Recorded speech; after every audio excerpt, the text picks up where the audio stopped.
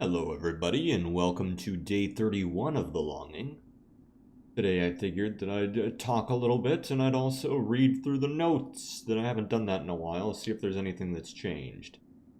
One big thing I've been thinking about is, even though in all the other episodes I've said that I would, depending on how this timing and how many days that the game said I had to do, I had always said that I would go into the halls of eternity to make it take a whole 400 days, but I've been starting to have second thoughts on that. I'm starting to think that maybe the more obvious choice of just actually, it doesn't need to actually be 400 days.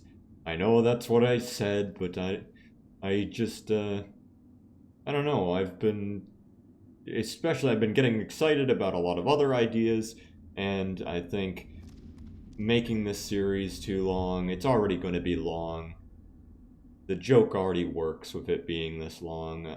I'm thinking maybe at this point I can just speed run this a little bit, not super intensely or anything, but just let things like all these things here that make the time go faster, let it all be, and however many episodes that ends up being is however many it ends up being, and just letting it be.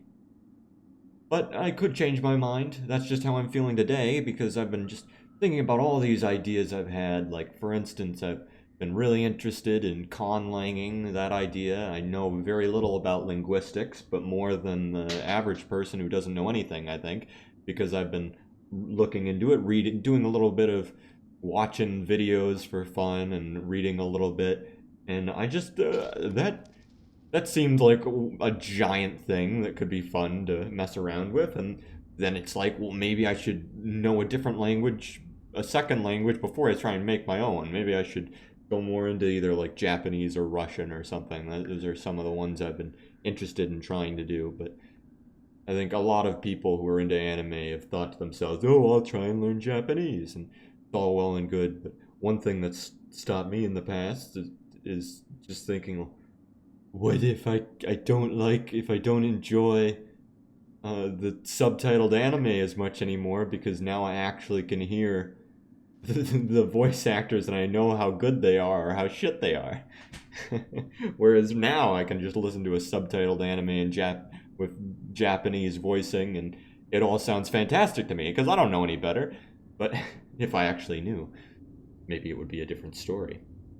But that's one thing I was thinking. I was thinking of a project that I haven't worked on in a while, an RPG project of making a software that was good for helping DMs and players play through an RPG.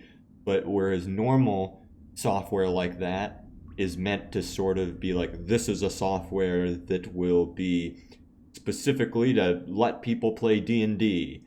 Well, what if you, instead of focused on any specific existing rule set, what if you were to instead focus on what a computer aided system could be able to excel at, and write a system around the idea of the DM always having the ability to work with a computer aided system. I think that is a underrepresented thing right now, and I think there is a lot of potential there that hasn't been tapped into, as far as I can tell. So I've been interested in doing that, and I was talking with Ben a bit, and he got me more interested in that because I had told him what some of my ideas were, and I got some encouragement and got some good thinking in that. But when it comes to The Longing, I spend my free time and I think, oh, we got to get more episodes of The Longing. But if it's going to go on for 400 episodes, and I don't have to make it that way, there's some reasons why I could push along through this and move on to some other projects. So that's why I've been thinking about that. Yeah. I've also one thing that I wanted to talk about, and this will either be very quick or maybe it'll take forever for me to explain, but I was listening to some RPG videos of people talking about RPGs, tabletop, and sometimes you get people from Critical Role doing videos, and there was some video where someone mentioned someone from like a Critical Role or something along those lines type of thing. They mentioned that they played a game where they had the detect evil spell, and the way they were running the detect evil spell in that specific game was that what you actually detected was entirely based on your character's perception of what they believed was evil. So you'd have people who were, their perception of evil was completely determined by possibly the culture they grew up in. Like the guy said, the culture that his character grew up in focused on bravery more than anything else. So when he would use detect evil, it would detect people who were cowardly and it would display them as evil to him. And I thought that was an incredibly fascinating idea to, for a narrative or storytelling purpose, to be able to center in on what does a character believe to be evil. And I was thinking about that and how I think in reality, generally speaking, it's probably not something you can actually. I don't think many people's definitions of evil you can actually simmer down to just one thing. But that got me thinking then on, if it can't be just one thing, how many things could you theoretically simmer evil down for a person?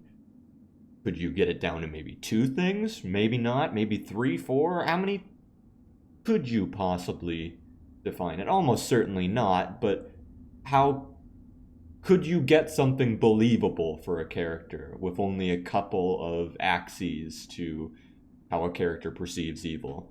And I was thinking about a character, if I was playing a character or like trying to think of myself as a character and try and simmer it down without getting too serious about it, what would I consider, what would be like the axes of evil to me?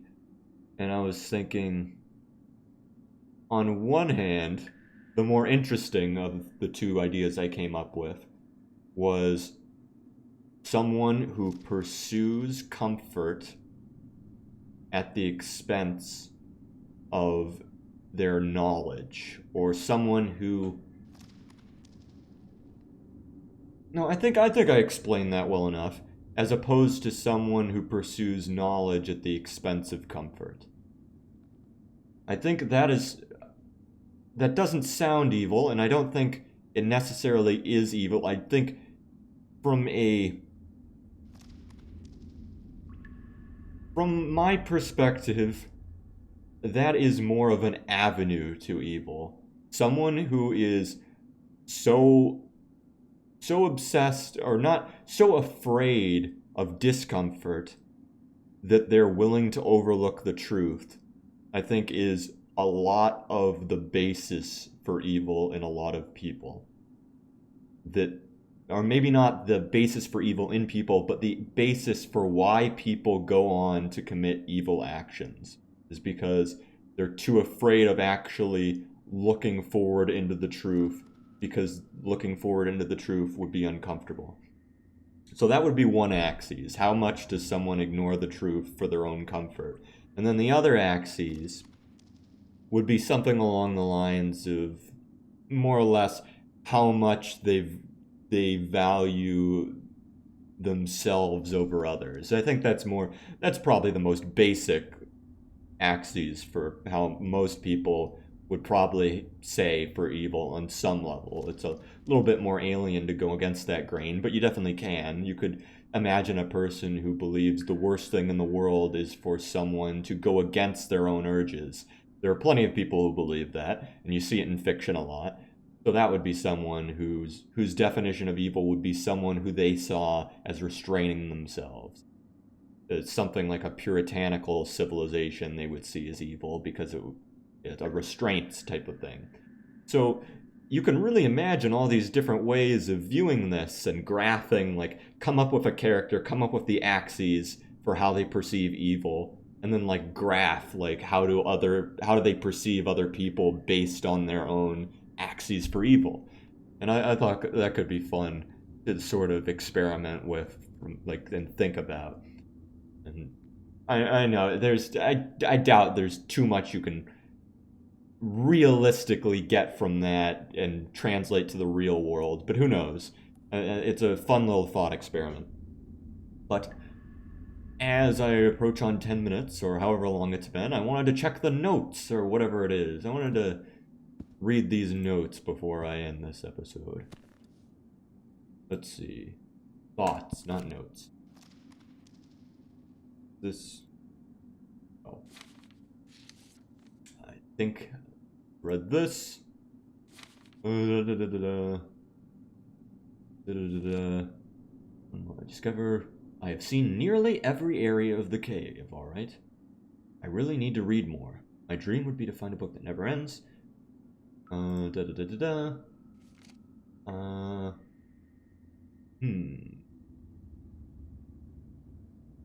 could try to enlarge my little home by hacking through the walls. There are crystals in many colors. I could harvest some of them and decorate my room. Hacking through the walls. That's one thing I wanted to mention was I accidentally did get that spoiled. It was that I scrolled down on the Steam page, like where you open up your video games, where you open up the longing. I scrolled down like a couple of inches, and it immediately started showing me fan content, including a image of someone else who had decorated their place more, and I saw immediately that they were able to, I think, carve out some area. So might as well try that. Too bad I was spoiled it.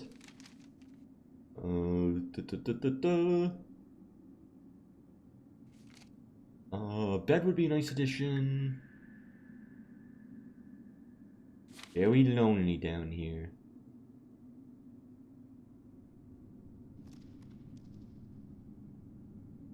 Got my inventory, 2 disappointments, 12 moss, 1 wood, 3 flint, 9 coal, 7 paper. Alright, well I guess that was pointless, didn't learn anything new, but since the only thing I really thought about was, let's see if we can open this place up.